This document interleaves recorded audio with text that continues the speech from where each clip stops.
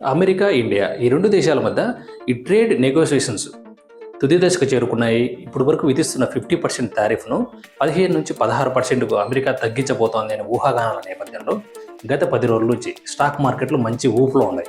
అదేవిధంగా hard assets అయినటువంటి gold, సిల్వర్స్లో 10-12% sharp decline అయితే మనం చూసాం. 26-28 మధ్య మలేషియాలో ఏషియన్ సమ్మిట్ జరగబోతూ ఉన్నది. ఈ సమ్మిట్కు ప్రధాని మోడీ, ట్రంప్, జిన్పింగ్ అదేవిధంగా మిగిలిన ఏషియన్ ప్రతినిధులు కూడా హాజరయ్యే అవకాశం ఉంది. ఇక్కడనే ఈ 2 దేశాల మధ్య ట్రేడ్ డీల్ ఏదైతే జరిగిందో వీటి నుంచి కీలక ప్రకటన వెలువడే అవకాశం కనపడతా ఉంది. ఇదిలా ఉంటే ఈరోజు మార్నింగ్ మలేషియన్ ప్రైమ్ మినిస్టర్ ప్రధాని నరేంద్ర మోడీ గారు ఈ సమ్మిట్కి హాజరవ్వట్లేదు, వర్చువల్గా అయినా హాజరవుతారు అని చెప్పి ఒక ప్రకటన విడుదల చేశారు.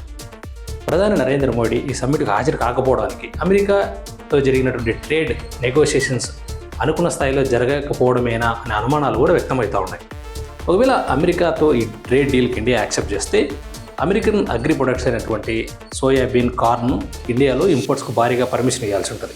లోకల్ ఫార్మర్స్ని దృష్టిలో ఉంచుకొని మరి ఇండియా దాన్ని యాక్సెప్ట్ చేస్తుందా లేదా అన్నది రాబోయే రోజుల్లో వేచి చూడాలి.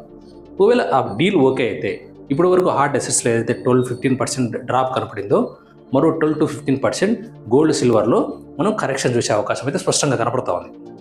Please like and subscribe my channel. Thank you for watching.